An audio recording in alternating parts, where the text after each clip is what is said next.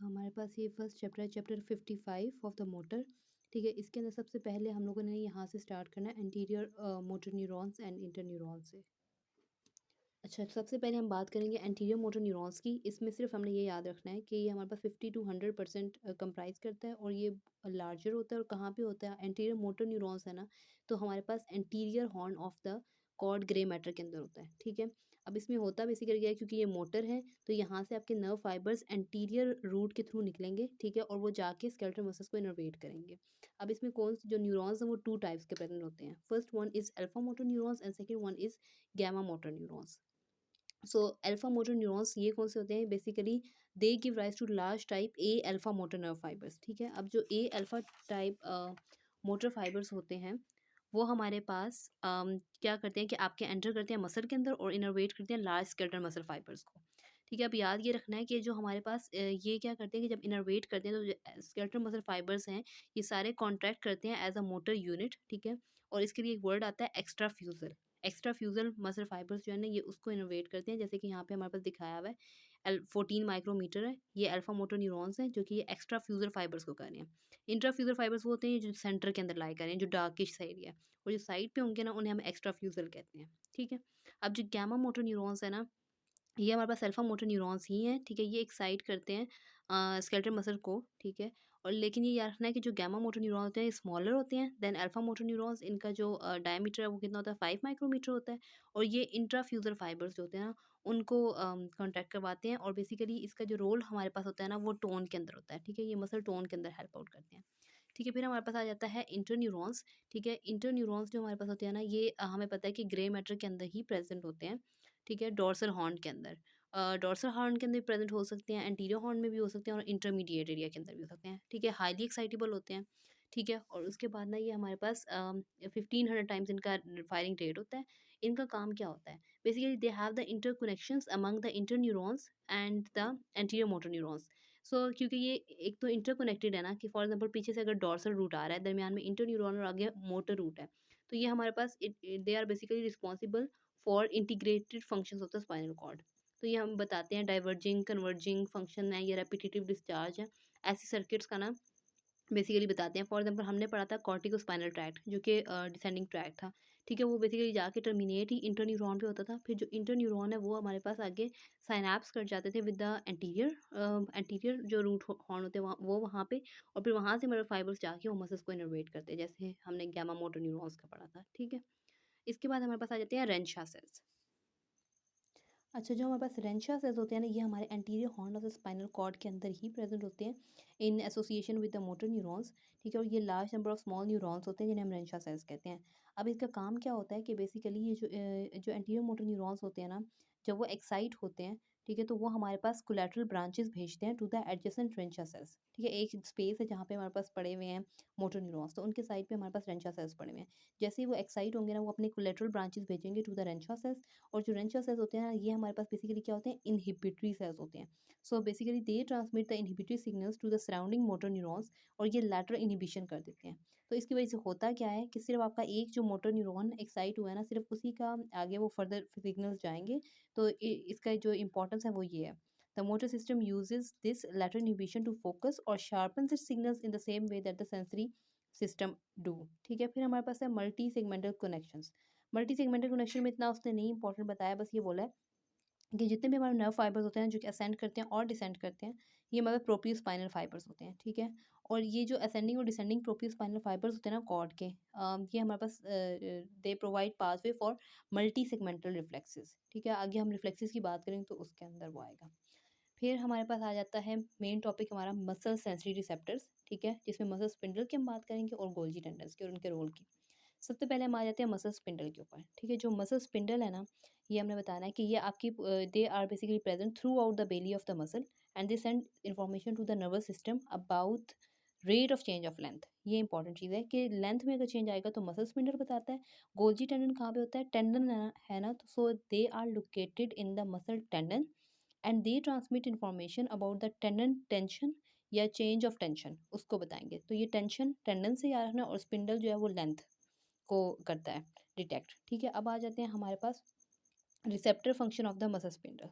सबसे पहले वो बता रहा है इंट्राफ्यूज़र फाइबर और एक्स्ट्राफ्यूज़र फाइबर्स, ठीक है? जो इंट्राफ्यूज़र फाइबर्स होते हैं ना, ये हमारे पास 3 टू 12 में नंबर होते हैं, ठीक है? और ये हमारे पास दरमियान में होते हैं, ठीक है? और जब ये इन जहाँ पे ये एंड ओवर होते हैं ना, इनके पॉइंटेड एंड्स जो होते हैं, they are basically attached to the glycocalyx of the surrounding large fibres, जिसे हम एक्स्ट्राफ्यूज़र फाइबर्स कहते हैं, जैसे मैंने यहाँ पे बताया था। ये हमारे पास इंट्राफ्यूज़र है, ये साइड वाला जो लाइट एरिया शेडेड है, ये एक्स्ट्राफ्यूज़र फाइबर्स हैं। ठीक है, फिर हमारे पास क्या होता है, ये जो इंट्राफ्यूज़ल मसल फाइबर होते हैं, इनके अंदर, इनके दरमियान में हमारे पास एक टाइनी स्केलेटल मसल रीजन होता है, ठीक है? जैसे कि यहाँ पे देख लो, ये जो येलो येलो में हुआ हुआ है, ठीक है? ये हमारे पास एक सेंट्रल रीजन होता है, जहाँ पे कोई ना एक्टिन मॉलिक्यूल होता है, ना मायोसिन मॉलिक्यूल होता है, तो वो कॉन्ट्रैक्ट तो करता नहीं है, ठीक है? तो उसका फंक्शन क्या होता है? It's main function is to act as a sensory receptor. ठीक है, सो अब इसमें हमारे पास क्या होता है, इसके पास हमारे पास गैमा मोटर नर्व फाइबर्स होते हैं, ठीक है? जो कि आपके ओरिजिनेट करते हैं from the type A gamma motor neurons, ठीक है? और ये जो गैमा मोटर नर्व फाइबर्स होते हैं, हम गैमा इफेरेंट फाइबर्स कहते हैं, ठीक है? In contradiction with the alpha efferent fibres, जो कि ए अल्फा फाइबर्स हैं, जो कि एक्स्ट्रा फ्यूजर फाइबर्स को स्केटर मसल्स को इनोवेट कर रहे हैं। इसके बाद हमारे पास आता है sensory innervation of the mother spindle, ठीक है? जो हमने बताया सेंट्रल पोर्शन होता है, उसको हम रिसेप्टर पोर्शन कहते हैं, क्योंकि वो एक्ट करता है एज अ सेंसरी रिसेप्टर, ठीक है? तो वहाँ पे जो फाइबर्स ओरिजिनेट करेंगे उन्हें हम सेंसरी फाइबर्स कहेंगे, ठीक है? और वो हमारे पास जैसे ही स्ट्रेच होगा ना, तो वो फाइबर्स स्टिमुलेट हो जाएंगे और वो जाके स्पाइनल कॉर्ड को ना इन्फॉर्मेशन प्रोवाइड करेंगे। तो हम कैसे वो एक्सरसाइज कर सकते हैं? Number one is lengthening the whole muscle. अगर हम मसल को लेंथन करेंगे, it basically stretches the mid portion of spindle, जहाँ पे हमारे पास रिसेप्टर लोकेटेड है। Secondly, here the contraction of the end portion of the spindles intrafibular fibers, अगर इस मतलब even if the length of the whole muscle does not change, but अगर सिर्फ हम लोग उसके intrafibular fibers के end portion को contract करवाते हैं, it results in stretching the mid portion of the spindle and it also excites the receptor portion, ठीक है? अब सेंसरी एंडिंग्स की हम बात करते हैं, तो हमारे पास दो सेंसरी एंडिंग होते हैं, जो प्राइमरी एफरेंट एंड एक हमारे पास है secondary afferent endings. Primary efferent endings कौन सी होती हैं? They basically encircle the central portion of each intrafusal fiber, ठीक है? इंट्राफ्यूजल हमने बताया था कि सेंटर में पड़े हुए थे, तो उसी के सेंट्रल पोर्शन को अगर वो कर लिए ना, लाइन टू सेंटर करेंगे, प्राइमरी एफरेंट फाइबर्स, और ये याद रखना, ये ग्रुप 1A फाइबर्स होते हैं, ठीक है? इसकी वेलोसिटी 70 टू 120 मीटर पर सेकंड होती है, ठीक है? यहाँ पे आप ये डायग्राम है, इसके अंदर देख लो, ये हमारे पास उन्होंने फाइबर दिखाया हुआ है, तो ये ग्रुप 1A फाइबर्स हैं, जो कि सेंटर में आके उसको लाइन कर रहे हैं इंट्राफ्यूजल फाइबर्स, जिसे हम प्राइमरी एफरेंट कहते हैं। और ये जो सेकेंडरी एफरेंट है, ये साइड पे देखो, ये आके हमारे पास साइड में, यहाँ पे प्राइमरी एफरेंट है, उसके दोनों साइड के ऊपर जो पहले होते हैं ना, वो हमारे पास होते हैं सेकेंडरी एफरेंट फाइबर्स, ठीक है? तो ये हमारे पास सेकेंडरी एंडिंग्स आ गई हैं, जो कि टाइप 2 फाइबर्स हैं, ठीक है? और 8 माइक्रोमीटर इनका डायमीटर है, और ये हमारे पास इंसर्कल करते हैं इंट्राफ्यूजल फाइबर को ही, लेकिन क्या करते हैं कि ये हमारे पास सेपरेट करते हैं like a branches on a bush, इसलिए सिर्फ इसकी जो एंडिंग्स होती है ना, उसे फ्लावर स्प्रे एंडिंग भी कहते हैं, ठीक है? अब नेक्स्ट उसने बता दिया कि जो आपके इंट्राफ्यूजल फाइबर्स है ना, वो हमारे पास डिस्ट्रीब्यूट होते हैं दो चीज़ों में, उनकी डिवीजन होती है, एक होते हैं न्यूक्लियर बैग फाइबर्स और एक होते हैं न्यूक्लियर चेन फाइबर्स। पहले हम इन दोनों की बात करते हैं। न्यूक्लियर बैग फाइबर्स का मतलब क्या है कि लाइक अ बैग, जो सारे न्यूक्लियाई हैं वो एक जगह पे ही कॉन्ग्रीगेटेड हो गए हैं, ठीक है? तो उसे हम कहते हैं न्यूक्लियर बैग मसल फाइबर्स होंगे। और न्यूक्लियर चेन फाइबर्स क्या हैं, कौन से होते हैं? In which the nuclei aligned in a chain, जिसे हम न्यूक्लियर चेन फाइबर्स कहते हैं। अब जो प्राइमरी नर्व एंडिंग्स होती हैं, ये हमारे पास एक्साइटेड हो जाती हैं by both nuclear bag interface fibre से भी और न्यूक्लियर चेन फाइबर से भी। लेकिन जो सेकेंडरी नर्व एंडिंग्स होती है ना, वो सिर्फ न्यूक्लियर चेन फाइबर जो है ना, उनकी वजह से स्टिमुलेट होती हैं, ठीक है? इसकी मैं बाद में समरी बताती हूँ।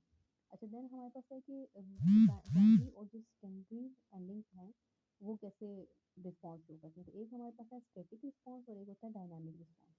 स्टैटिक रिस्पॉन्स क्या है कि जब मसल स्पिंडल आपका स्लोली स्ट्रेच करता है, तो जितनी इम्पल्सेस हमारे पास जाएंगी, वो बोथ प्राइमरी की सेंसरी है ना, जैसे ही स्लोली से स्ट्रेच किया, तो प्राइमरी और सेकेंडरी एंडिंग्स जो हैं, वो हमारे पास सिग्नल्स लेके जाएंगी डायरेक्टली, और जाके ट्रांसमिट करेंगी, और उसको हम कहते हैं स्टैटिक रिस्पॉन्स, ठीक है? और जो सेकेंड डायनामिक रिस्पॉन्स है, उसमें क्या होता है, when the length of the spindle receptor increases suddenly, वहाँ पे स्लोली था, यहाँ पे मसल स्पिंडल स्ट्रेच हुआ है सडनली, तो सिर्फ जो प्राइमरी एंडिंग्स होंगी वो स्टिमुलेट होंगी, और वो जो स्टिमुलस होता है उसको हम कहते हैं डायनामिक रिस्पॉन्स, ठीक है? और ये हमारे पास ये हम याद रखें कि इट ओनली ये जो रिस्पॉन्स जो होगा, जब आपका लेंथ जो है वो इंक्रीज कर रही होगी। अगर लेंथ में चेंज नहीं आ रहा, तो फिर ये नहीं होगा, ठीक है? और लेकिन सेकेंडरी के ऊपर कोई चेंज नहीं आता, सेकेंडरी एंडिंग्स जो है ना, वो बिल्कुल नॉर्मल रहती हैं। इसके बाद हमारे पास है control of intensity of static and dynamic by the gamma motor nerves. ठीक है, तो अब गामा मोटर नर्व्स कौन सी होती हैं? ये अपना मोटर सिस्टम की हम बात करें। एक होता है गामा डायनामिक और एक होता है गामा स्टैटिक। ठीक है, जो गामा मोटर नर्व्स है ना वो एक्साइट करती है मेनली न्यूक्लियर बैग इंटरफ्यूजर फाइबर्स को। ठीक है, और ठीक है, जो गामा स्टैटिक है वो हमारे पास एक्साइट करती है न्यूक्लियर चेन इंट्राफ्यूजर फाइबर्स को। ठीक है, तो gamma D excite nuclear bag और न्यूक्लियर बैग फाइबर्स क्या करते हैं? डायनामिक रिस्पॉन्स शो करते हैं। ठीक है, और जो स्टैटिक है ना उसको इतना नहीं शो करते। ठीक है, फिर हमारे पास कंटिन्यूस डिस्चार्ज है। इसमें सिंपल सी इसने बात की है कि जब आपके गामा नर्व एक्साइटेशन होगी ना तो उससे क्या होगा, अगर मसल स्पिंडल स्ट्रेच करता है तो वो रेट ऑफ फायरिंग को ज़्यादा कर देगा, बट व्हेन इट शॉर्टन तो स्पिंडल की शॉर्टनिंग होती है तो वो डिक्रीज कर देगा रेट ऑफ फायरिंग से। तो अगर फायरिंग इंक्रीज हो रही है तो it means they are the positive signals, but अगर वो डिक्रीज हो रही है तो they are the negative signals. अच्छा, अब इसकी हमारे पास एक समरी है। ठीक है, समरी क्या है हमारे पास? सबसे पहले गैमा डायनामिक फाइबर्स और गैमा स्टैटिक रिस्पॉन्स। ठीक है, जो गैमा डायनामिक फाइबर्स है हमारे पास मोटर फाइबर्स हैं। ठीक है, जैसे ही वो स्ट्रेच हुआ, डायनामिक का मतलब है सडनली स्ट्रेच हुआ, तो इसने एक्साइट किसको किया? न्यूक्लियर बैग फाइबर्स को। ठीक है, न्यूक्लियर बैग कौन से फाइबर्स थे? जो आपके इंट्राफ्यूजर पड़े हुए थे। ठीक है, ये हमारे पास ये क्या थे? सेंसरी थे। अब यहाँ से सेंस किसने किया? आपके प्राइमरी एफरंट फाइबर्स ने, जो कि 1A फाइबर्स थे, और इन्होंने जाके हाँ, मतलब शो की न्यूज़ में चले गए स्पाइनल कॉर्ड के अंदर, किसके थ्रू? डॉर्सल रूट गैंग्लियन के थ्रू।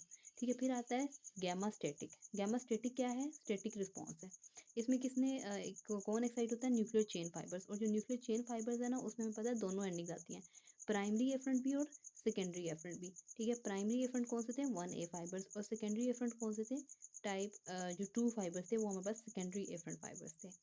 ठीक है, तो ये याद रखना है, डायनामिक रिस्पॉन्स ये ऊपर वाला है, ये स्टैटिक रिस्पॉन्स है। फिर हमने बताया था मसल के पास दो फाइबर्स होते हैं, एक इंट्राफ्यूजर फाइबर होते हैं, एक्स्ट्राफ्यूजर। इंट्राफ्यूजर कौन सेंस करता है? Muscle spindle. और जो एक्स्ट्राफ्यूजर है उन्हें गोल्जी टेंडन ऑर्गन सेंस करता है। फिर हमने बताना है कि इंट्राफ्यूजर फाइबर में न्यूक्लियर बैग होते हैं और न्यूक्लियर चेन फाइबर्स होते हैं। तो ये उनकी एक समरी है।